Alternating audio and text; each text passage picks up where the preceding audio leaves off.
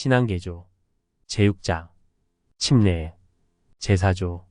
우리는 복음의 첫째 되는 원리와 의식은 첫째 주 예수 그리스도를 믿는 신앙, 둘째 회개, 셋째 죄사함을 위한 침수로서의 침례, 넷째 성신의 은사를 위한 안수레임을 믿는다. 침례의 본질. 예수 그리스도 후기 성도 교회의 교리에 따르면 물의 침례는 복음에 으뜸되는 원리와 의식 중 제3 원리이며 필수적인 의식이다. 침례는 그리스도의 우리로 인도하는 길이요 교회로 들어가는 관문이며 하나님의 왕국의 백성이 되게 하는 의식이다.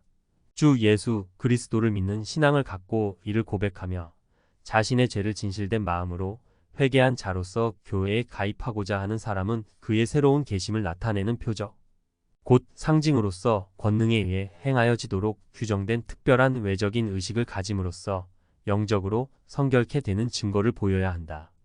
첫 번째 의식이 물로써 받는 침례의 의식이며 이것에 이어 성령의 침례를 받게 된다. 순종하여 이러한 의식을 행하면 그 결과로 죄 사유함을 얻게 되는 것이다. 그리스도의 우리 안에 들어갈 수 있도록 제정된 의식은 이처럼 간단한 것이다.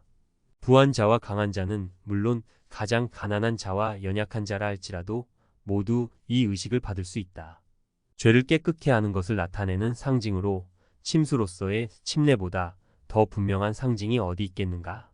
침례는 회개한 죄인이 하나님과 맺는 성약의 표시이므로 죄인은 침례를 받은 후에 하나님의 계명을 지키도록 노력하게 된다.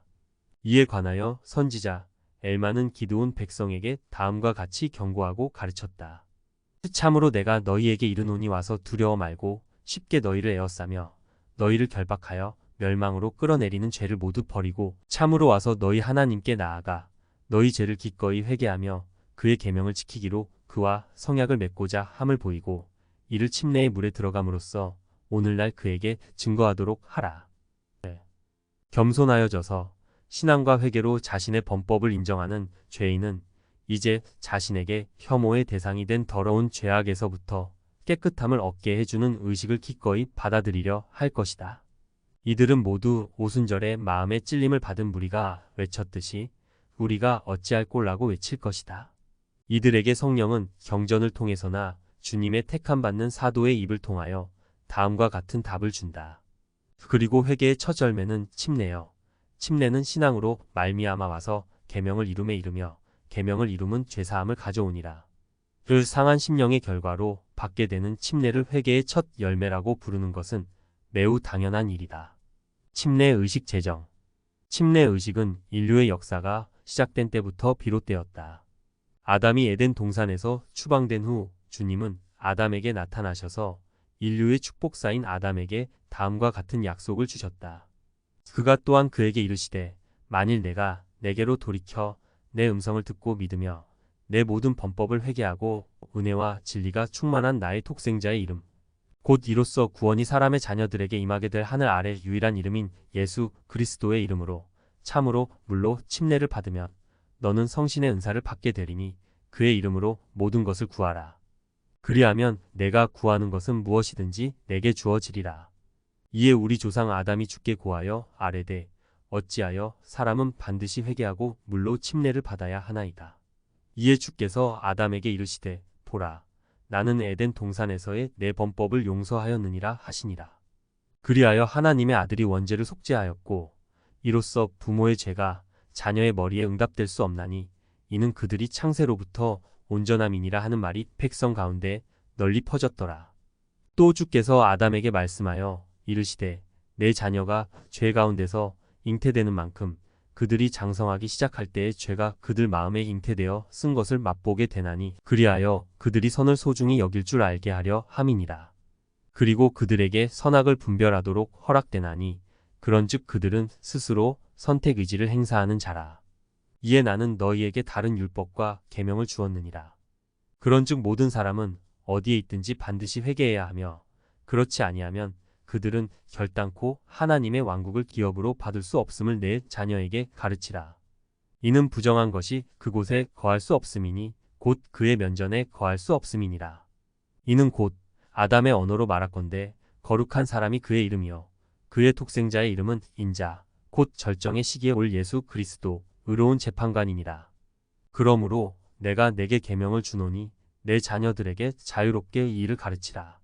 이르되 범법의 이유로 인하여 타락이 오고 타락은 사망을 가져오나니 물과 피와 내가 만든 영으로서 너희가 세상에 태어나 그리하여 흙에서 생명이 된 만큼 참으로 그와 같이 너희는 반드시 물과 성령으로 하늘의 왕국에 다시 태어나 피 곧 나의 독생자의 피로써 깨끗하게 되어야 하나니 그리하여 너희가 모든 죄에서 성결하게 되어 이 세상에서는 영생의 말씀을 장차 올 세상에서는 영생 곧 불멸의 영광을 누리게 하려 함이니라. 이는 물로써 너희가 계명을 지키고 성령으로써 너희가 의롭다 함을 얻고 피로써 너희가 성결하게 됨이니라. 그러므로 그것들이 너희 안에 거하도록 주어지나니 곧 하늘의 증거, 보혜사, 불멸의 영광의 평화로운 것들, 만물에 대한 진리, 만물에게 생명을 주어 만물을 살리게 하는 것, 만물을 알고 지혜, 자비, 진리, 정의, 심판에 따라 모든 권능을 지니는 것이니라. 이제 보라, 내가 내게 이르노니 이것이 절정의 시기에 올 나의 독생자의 피를 통하여 만민에게 주는 구원의 계획이니라. 그리고 보라, 만물은 그 닮은 것이 있고 만물은 나를 증거하기 위하여 창조되고 지음을 받았나니 현세적인 것이나 영적인 것이거나 위로 하늘에 있는 것이나 땅 위에 있는 것이나 땅 속에 있는 것이나 땅 아래에 있는 것 위나 아래에 있는 모든 것이 다 나를 증거하느니라. 그리고 이렇게 되었나니 주께서 우리의 조상 아담과 말씀을 하시고 나자 아담이 주께 부르짖었고 그는 주의 영에게 붙들려 물 속으로 이끌려 내려가 물 속에 눕히었다가 물 밖으로 이끌려 나왔더라. 이같이 그가 침례를 받았고 하나님의 영이 그에게 내려왔으니 이같이 그는 영으로 태어났고 속 사람이 살아나게 되었더라. 에녹은 회개와 침례의 교리를 가르쳤고 믿고 회개하는 자를 침례 주었으며 그의 가르침을 받아들이고 복음의 원리에 따르는 자들은 하나님 보시기에 성결케 되었다. 침례의 특별한 목적. 침례의 특별한 목적은 죄사유함을 받아 그리스도의 교회에 들어가게 하는 데 있다. 하나님이 정하신 이 의식의 가치를 증명하는 데 더 무슨 말이 필요하겠는가? 인간에게 주어질 수 있는 선물 중에서 죄사유함을 얻을 수 있는 방편보다 더 큰 것이 어디 있겠는가? 하나님에 의해 제정된 율법에 순종하지 않더라도 모든 죄를 무조건 사해 준다는 것은 공의에 어긋나는 것이다. 그러나 단순하나 효과 있는 방편이 마련되어 있으니 이 방편으로 말미암아 회개한 죄인은 하나님과 성약을 맺고 하늘에서 인정받을 만한 표시로서 그 성약을 인용하고 하나님의 율법에 순종하게 되며 그리하여 그는 하나님의 자비로서 영생을 얻게 된다. 성경에서 우리는 인간이 죄사유함을 얻는 방편으로 침례가 마련되어 있다는 사실을 입증해주는 성구를 많이 찾아볼 수 있다. 침례 요한은 특별히 이 교리를 가르친 자였으며 구세주가 육신을 입고 지상에서 성역을 베풀기 바로 전 시대의 권능을 갖고 이 의식을 집행한 자였다. 죄사유함을 얻기 위해 침례를 받으라는 광야에서의 침례 요한의 외침은 온 예루살렘과 유대 지방에 퍼져나갔다. 그리스도를 좇는 자들을 심하게 핍박하던 다소 사람 사울은 그리스도인을 핍박하려고 다메섹으로 가던 중에 하나님의 나타내 보이신 권세로 말미암아 계심하였다. 이 계심은 표적과 기이한 일로 이루어졌다. 그는 그리스도의 음성을 듣고 그리스도의 말에 대답하였으며 이리하여 주님의 특별한 증인이 되었다. 그러나 하나님의 자비가 베풀어진 이 기이한 일만으로는 사울을 계심시키는 데 부족하였다. 자기에게 나타난 빛의 광채로 인하여 눈이 먼 사울은 자기가 구속주를 핍박하고 있었다는 사실을 깨닫고는 괴로워하며 간절하고 겸손한 마음으로 주여 무엇을 하리이깔라고 외쳤다. 그는 다메섹으로 가서 그가 행해야 할 주님의 뜻을 알도록 지시를 받았다. 그는 그곳에서 주님의 충실한 종인 아나니아를 만났으며 아나니아는 사울을 축복하여 그의 시력을 회복시켜주고는 사울에게 용서를 얻게 하는 침례를 가르쳤다. 이 바울이라 알려진 사울은 그 의의 전도자여 주 예수 그리스도의 사도로서 침수로서의 침례를 받음으로써 죄사함을 얻게 된다는 이 중대한 구원의 원리를 사람들에게 가르쳤다. 하나님의 권세에 대한 특별한 증거를 가진 베드로도 힘찬 말로 같은 교리를 회개한 무리에게 전파하였다. 무리가 자기들이 하나님의 아들에게 행한 일에 대하여 크게 근심하여 형제들아 우리가 어찌할 꼴라고 외쳤다. 이에 베드로는 사도의 권능으로 곧 다음과 같이 대답하였다. 너희가 회개하여 각각 예수 그리스도의 이름으로 침례를 받고 죄사함을 얻으라. 몰몬경 선지자도 서반구에 있는 그리스도의 추종자들에게 같은 간증을 하였다. 리아의 아들 니파이는 그의 형들에게 다음과 같이 말하였다. 그런즉 내가 본 바 너희 주 곧 너희 구속주께서 행하시리라고 내가 너희에게 말한 것을 행하라. 이는 이유로 그러한 것이 나에게 보여졌음이니 너희로 하여금 너희가 들어가야 할 문을 알게 하려는 것이라. 이는 너희가 들어가야 할 문이 회개와 물의 침례요 그 후에 불과 성신에 의하여 너희의 죄사함이 임함이라. 그 이미 언급했듯이 엘마도 기드온 백성에게 침례를 가르쳤다. 그리스도가 지상에 강림하시기 직전 힐라멘의 손자 니파이는 백성들에게 나아가 회개하고 침례받게 하였으며 성역을 베풀어 크게 죄사함을 얻게 하였다. 니파이는 그의 성역을 돕는 보조자들을 성임하였으니 이제 나는 회개하게 된 자로서 물로 침례를 받지 아니한 자가 하나도 없었음을 또한 너희로 기억하게 하고자 하노라. 그러므로 니파이에 의해 이 봉사의 직분에 성임된 자들이 있어 저들에게로 오는 그러한 자들은 다 물로 침례를 받게 하였나니 이는 그들이 회개하여 그들의 죄사함 받았음을 하나님 앞에서와 백성들에게 보이는 증거와 증언으로서 행하는 것이었더라. 이에 예초에 많은 자가 회개에 이르는 침례를 받았고 이같이 예의 대부분이 지나가니라. 그 몰모는 그리스도의 명을 받아 백성들에게 자기 자신의 간증을 전하면서 죄를 버리고 침례를 받아 죄사함을 얻으라고 권고하였다. 마릴의 계시, 즉 침례와 그 목적에 관한 마릴의 계시에서도 초기와 마찬가지로 현대에도 하나님이 그 의식을 중요시하고 계시다는 것이 나타나 있다. 이 교리가 마릴의 경륜의 시대에도 적용된다는 것에 대해 의심이 전혀 없도록 하기 위해 원리가 다시 강조되었고 율법이 다시 우리의 지침으로 주어졌다. 교회의 장로들은 하나님이 인정하시는 침례를 통해 얻을 수 있는 죄사유함을 가르쳐야 할 의무가 있다. 침례받기에 합당한 자. 침례의 주요 목적은 죄사함을 받고 교회에 들어가는 데 있으며 이것은 하나님을 믿는 신앙과 하나님께 하는 참된 회개를 통하여서만 이루어질 수 있는 것이므로 신앙을 갖고 진실로 회개한 자에게 침례를 주어야 한다. 1830년 4월 선지자 요셉에게 주어진 교회 행정에 관한 계시에서 주님은 침례를 받아 교회에 들어올 수 있는 자가 갖추어야 할 조건을 다음과 같이 명백하게 설명하셨다. 그리고 또 침례 양식에 관하여 교회에 주시는 계명으로서 하나님 앞에 자신을 겸손히 낮추고 침례 받기를 원하며 상한 마음과 통회하는 심령으로 나와서 자기의 모든 죄를 진실로 회개하였음과 예수 그리스도의 이름을 기꺼이 받들고자 하며 끝까지 그를 섬기려는 결심을 가졌음을 교회 앞에 증거하며 그들의 죄사함을 얻도록 그리스도의 영을 받아들였음을 진실로 그들의 행위로서 나타내는 모든 사람은 침례로서 그의 교회에 받아들여져야 하느니라. 이러한 조건은 분별할 능력이 있고 책임을 질 수 있는 연령에 달하지 못한 사람에게는 적용되지 않는다. 주님은 이러한 연령에 달하지 못한 사람에게는 적용되지 않는다. 주님은 이러한 연령에 달하지 못한 사람을 교회에 가입시키지 않도록 직접 계시로 명하셨다. 주님은 계시로서 어린아이가 합당하게 침례를 받고 교회에 가입할 수 있는 연령을 8세로 규정하셨다. 부모는 자녀에게 신앙, 회개, 침례, 안술에 의한 성신의 은사의 교리를 가르침으로써 교회의 의식을 받을 준비를 시켜야 한다. 이를 행하지 않은 때에는 그 죄는 부모의 머리 위에 머물게 된다고 주님은 경고하셨다. 유아 침례. 후기 성도는 유아 침례를 행하는 것을 신성 모독으로 간주하고 이를 반대한다. 하나님의 말씀을 믿는 자라면 어린이를 악하다고 생각하는 사람은 전혀 없을 것이다. 이와 같이 무죄한 어린아이는 우리 안에서 들어가야 할 필요가 없으니 이는 그들이 결코 우리에서 이탈되지 않았기 때문이다. 어린아이는 죄를 짓지 않았기 때문에 죄사유함을 받아야 할 필요가 없다. 어린아이가 만일 죄에 물들기 전에 죽는다면 그는 침례를 받지 않아도 하나님의 낙원에 받아들여질 것이다. 그러나 이른바 기독교의 교사라고 하는 사람들의 대부분은 어린이들이 사악한 세상에 태어났으므로 어린이도 악하며 따라서 하나님에게 받아들여지려면 물의 침례로 깨끗하게 되어야 한다고 주장하고 있다. 이와 같은 교리는 가증한 교리이다.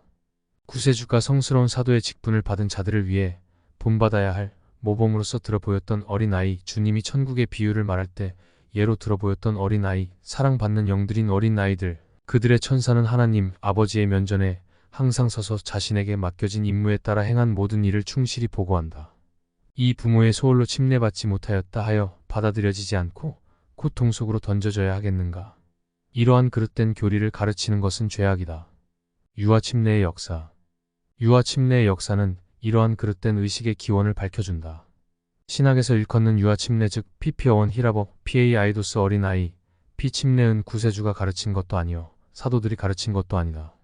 어떤 이들은 그리스도가 어린아이들을 축복하시고 어린아이들이 그에게 오는 것을 금하려 했던 자들을 꾸짖으신 사건을 유아 침례를 인정한 증거로 삼는 이들이 있다.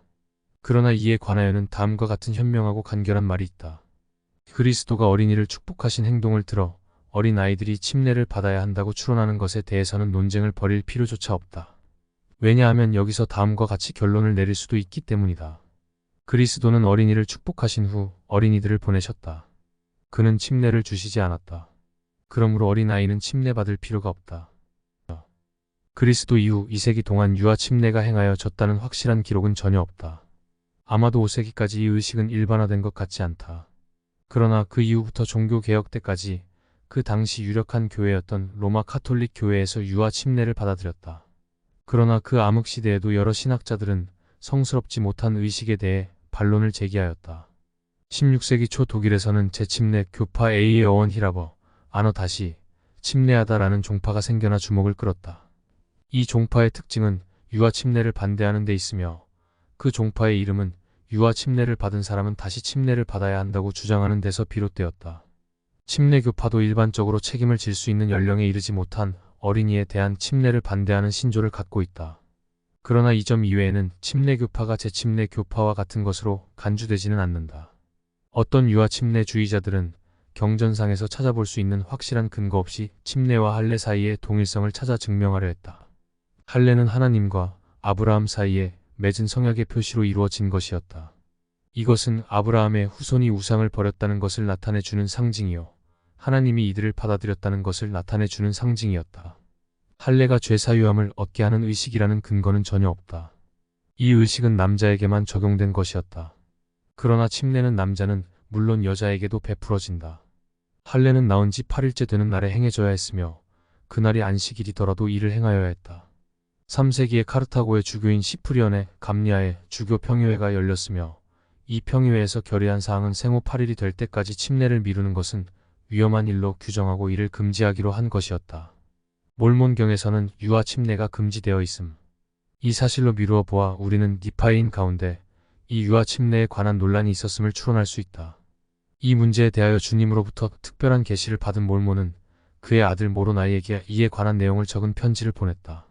그는 편지에서 유아 침례가 필요치 않다고 말하면서 유아 침례가 필요하다 생각하는 사람은 쓰디쓴 진창에 빠진 자요, 죄의 사슬에 얽매인 자요, 그리스도의 자비를 부인하는 자며 그리스도의 속죄와 구속의 능력을 헛되다 하는 자라고 하였다.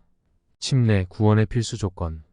침례의 목적을 설명하는 것은 침례가 구원에 반드시 필요하다는 주제를 설명하는 것이나 다름이 없다. 죄사유함이 곧 침례의 특별한 목적이며 죄사유함을 받지 않고서는 아무도 하나님의 왕국에서 구원받을 수 없기 때문에 침례가 구원의 필수 조건임은 명백하다. 구원은 복음의 법과 의식을 지키는 자에게만 약속되어 있으며 경전에 분명히 나타나 있듯이 침례는 이러한 복음의 의식 중 가장 중요한 것의 하나이다. 침례는 하나님이 명하신 의식이므로 그 목적을 성취하는 데 필수 조건임에 틀림이 없다. 왜냐하면 하나님은 불필요한 의식을 행하도록 명하시지 않기 때문이다. 책임을 질 수 있는 연령에 달한 사람은 누구나 침례를 받아야 한다. 이를 면제받는 자는 아무도 없다. 죄악이 만연한 세상에서 죄 없이 사신 그리스도까지도 의를 이루기 위하여 침례를 받으셨다. 자신의 중요한 사명을 수행하는 데 성실하였으나 죄 없는 분으로 생각하고 있던 구세주로부터 침례를 베풀어 달라는 요청을 받았을 때 망설였던 침례 요한에게 구세주는 자신의 침례가 의를 이루기 위한 것이라고 말씀하셨다. 이 중대한 일이 일어나기 수세기 전에 니파이는 미데룩의 백성에게 구세주의 침례를 예언하였고 이로써 의가 어떻게 성취될 것인가에 대해 설명하였다. 또 이제 하나님의 어린 양이 그가 거룩하심에도 모든 의를 이루시기 위하여 물로 침례를 받으실 필요가 있을진데 그러할진대 거룩하지 못한 우리가 참으로 물로 침례를 받을 필요가 얼마나 더 있겠느냐. 또 이제 나의 사랑하는 형제들아, 내가 너희에게 묻고자 하노니 하나님의 어린 양이 물로 침례를 받으심으로 어떻게 모든 의를 이루셨느냐. 너희는 그가 거룩하셨음을 알지 못하느냐. 그러나 그가 거룩하심에도 불구하고 육체를 따라 아버지 앞에 자기를 낮추며 그에게 순종하여 그의 계명을 지킬 것을 아버지께 증거함을 사람의 자녀들에게 보이시니라. 그리하여 그가 물로 침례를 받으신 후에 성신이 비둘기의 형상으로 그의 위에 내려오셨느니라. 구세주는 육신으로 지상에서 성역을 베푸실 때 침례가 구원의 필수 조건이라고 말씀하셨다. 니고데모라 하는 유대인의 관원이 밤에 그리스도를 찾아와서 예수를 하나님께로서 오신 선생이라 하며 예수의 성역이 참된 것임을 믿는 신앙을 고백하였다. 그의 신앙을 아신 예수는 그에게 천국의 주요 율법의 하나를 다음과 같이 가르치셨다. 그 사람이 거듭나지 아니하면 하나님 나라를 볼 수 없느니라. 니고데모가 그 말의 의미를 다시 묻자 예수는 다음과 같이 설명하셨다. 진실로 내게 이르노니 사람이 물과 성령으로 나지 아니하면 하나님 나라에 들어갈 수 없느니라. 이 성구에 나와 있는 바와 같이 하나님의 나라에 들어가기 위하여 반드시 필요한 물로 거듭난다는 것이 침례를 말하는 것임은 두말할 필요도 없다. 그리스도는 그의 제자들에게 명하여 침례 의식을 베풀도록 하셨다. 여기서 침례에 대한 그리스도의 태도에 대하여 생각해 보기로 한다. 그리스도는 부활하신 몸으로 11 제자에게 나타나셔서 마지막으로 축복을 주시고 위임을 하시면서 다음과 같이 명하셨다. 그러므로 너희는 가서 모든 족속으로 제자를 삼아 아버지와 아들과 성신의 이름으로 침례를 주고 또한 침례의 결과에 대하여 그는 다음과 같이 말씀하셨다. 이 믿고 침례를 받는 사람은 구원을 얻을 것이요 믿지 않는 사람은 정죄를 받으리라. 이러한 그리스도의 가르침과 약속의 뜻이 분명하지만 구속주의 교리를 가르친다고 자처하는 사람들의 대부분은 구속주의 교훈의 의미를 그대로 받아들이지 않고 침례가 구원의 계획에서 편의에 따라 행해지는 의식에 불과할 뿐 필수 조건은 아니라고 생각하는데, 그 이유는 구속주가 침례받지 않는 사람은 정죄받으리라고 말씀하시지 않고 믿지 않는 사람은 정죄받으리라고 말씀하셨기 때문이다. 그리스도를 믿는다고 하면서 그의 계명을 지키지 않는 것은 신앙을 우롱하는 것이다. 하나님의 말씀을 믿기만 하고 행하지 않으면 우리의 뇌가 커질 뿐만 아니라 우리는 위선자가 된다. 고의로 믿지 않는 자를 위해 마련된 모든 형벌은 신앙을 갖고 있다고 공공연히 자랑하면서 그 신앙의 원리에 따르지 않는 자에게도 반드시 주어지게 된다. 더욱이 불순종에 대한 형벌이 없다면 하나님의 계명을 순종하지 않는 자를 진실한 사람이라고 어떻게 말할 수 있겠는가? 단지 형벌이 두려워 복종한다면 이러한 사람의 회개가 진실되다고 할 수 있겠는가? 말일의 경륜의 시대의 성도들을 위하여 주님은 좀 더 구체적으로 이 원리를 다음과 같이 말씀하셨다. 이 믿고 침례를 받는 자는 구원을 얻을 것이요 믿지 아니하고 침례를 받지 아니하는 자는 정죄를 받으리라. 침례의 필요성에 대한 교리를 그리스도의 제자들, 특히 그리스도와 함께 성역을 베풀었던 자들이 이를 가르쳤다. 침례 요한은 자기가 물로 침례를 주도록 택함을 받았다고 간증하였다. 구세주는 요한의 가르침을 받아들인 자는 비록 세리일지라도 하나님은 의롭다 하였으나 바리새인과 율법학자들은 침례를 받지 않고 스스로 하나님의 뜻을 저버리니라고 말씀하셨다. 따라서 그들은 구원을 받을 권리를 상실하였던 것이다. 앞서 지적한 바와 같이 수제자였던 베드로는 구원의 가장 필요한 조건을 알고자 하는 무리에게 다음과 같이 한마디로 대답했다. 회개하여 각각 예수 그리스도의 이름으로 침례를 받으라. 자신은 죄가 없지만은 하나님 아버지의 뜻을 좇아 침례를 받은 그리스도의 겸손하신 태도는 침례는 구원을 얻기 위한 필수 조건이며 이를 면제받는 자가 아무도 없다는 사실을 어떠한 말보다도 강하게 말해주고 있다. 그러므로 어떠한 하늘로부터의 자비나 은사도 이 복음의 법과 의식을 지켜야 하는 인간의 책임을 면제시켜 줄 수는 없다. 구속주의 음성을 들을 수 있었던 다소 사람 사울도 물의 침례와 성령의 침례를 받음으로써 그리스도의 교회에 들어갈 수 있었다. 후에 그는 침례를 가르치면서 이 의식으로 말미암아 그리스도로 옷 입어 하나님의 자녀가 된다고 외쳤다. 기도와 구제로서 하나님의 인정을 받은 백부장고 넬료는 천사의 방문을 받아 자기에게 할 일을 알려줄 베드로라 하는 사람을 부르러 보내도록 지시를 받았다. 주님에 의해 이 사명을 행하도록 특별히 준비되었던 사도는 당시 유대의 관습에 의하면 이방인의 집에 들어가는 것이 금지되어 있었으나 회개한 이 이방인의 집에 들어가서 그와 그의 가족에게 예수 그리스도에 관하여 가르쳤다. 베드로가 말하는 동안 성령이 그의 말을 듣는 자들에게 임하여 그들이 방언의 은사를 받아 간증하고 하나님께 크게 영광을 돌렸다. 그러나 이러한 은사를 받았다 하여 이들이 침례의 율법을 지켜야 하는 책임이 결코 면제될 수는 없었다. 베드로는 그들에게 주님의 이름으로 침례를 받으라고 명하였다. 미대륙에서도 마찬가지로 그리스도의 성역자들은 침례의 교리를 명백히 가르쳤다.